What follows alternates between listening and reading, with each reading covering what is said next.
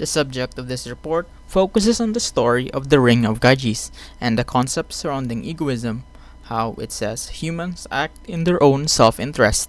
This story, told by Glaucon, is meant to show the meaning and origin of the concepts of justice and makes a statement on human morality.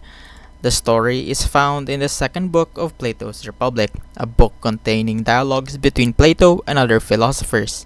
Plato, along with his mentor Socrates, is a founder of Western philosophy.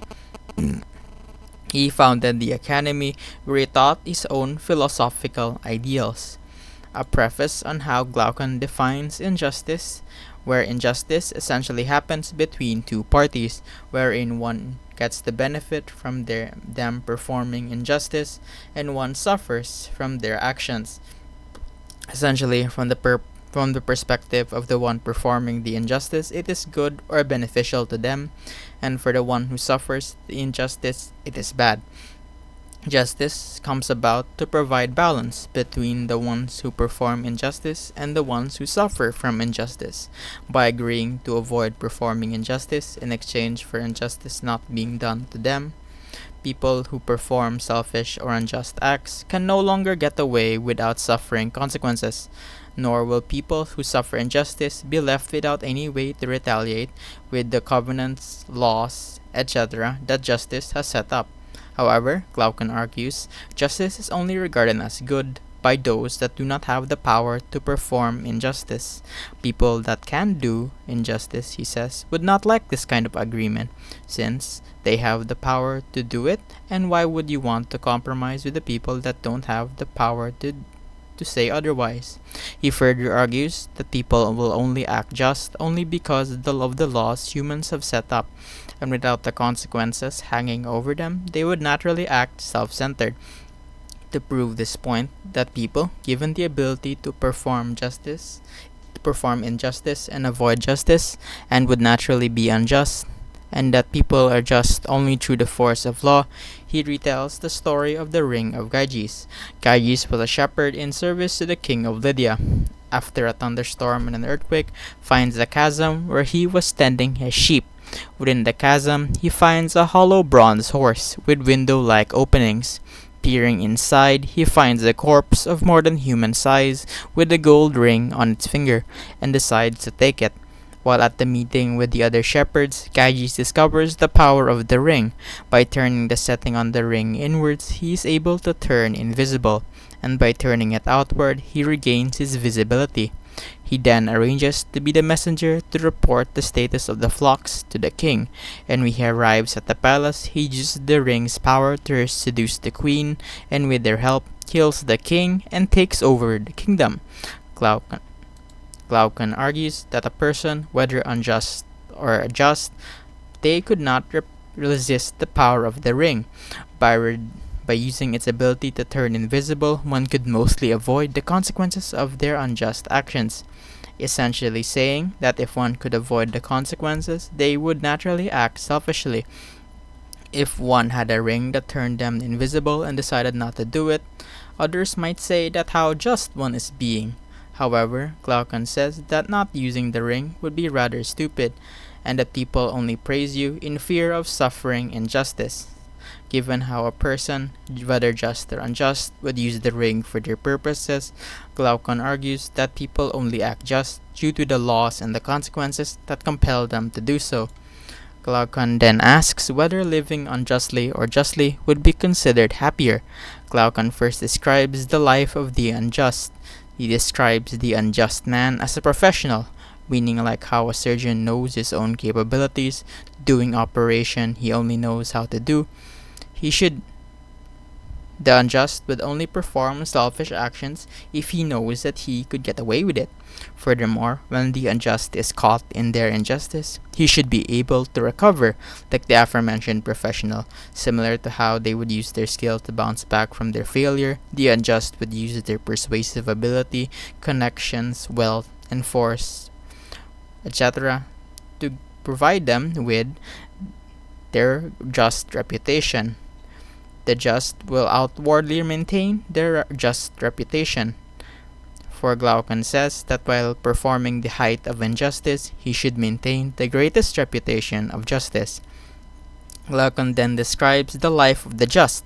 He would be truly just and not merely maintaining a facade of justice, unlike the unjust who commits selfish acts and maintains his reputation. He then takes away his potential reputation for justice, for how one can say this person is only acting just for the sake of it, for the sake of being just, or acting that way because of the rewards of what a reputation would bring. He then gives the just an unjust reputation. This is to see that he will not succumb to the reputation and remain steadfast in the ideals of justice. A few related themes surrounding the story of the Ring of Gyges. One of them is the subject of egoism, and how humans, given the power and within the viewpoint of egoism, likely will act in their own self-interest. According to Glaucon, humans naturally act in their own self-interest and act otherwise due to loss or potential consequences. The ring essentially acts as a way to avoid these consequences by preventing themselves from getting caught. Any person with the ring would have free rein to perform whatever they wanted to do. It essentially says if humans could avoid the consequences, humans would act in their own self-interest. While previously saying that the just's life is extreme, having the reputation for a great injustice and remaining just despite of it, it does have a point. Why choose to act just when one can merely maintain a reputation of justice and act and live a life similar to the unjust with wealth and connections to act in your own self-interest? Glaucon argues that the appearance of justice is far better than merely acting in a just manner, and of the a far better life to lead. By acting selfishly and looking out for yourself, it can be seen as better rather than compromising with others. Glaucon does mention justice's origin, where humans band together and form laws and covenants to avoid suffering injustice. After all, if every human were to look out for themselves, why would they agree to cooperate and form an orderly society?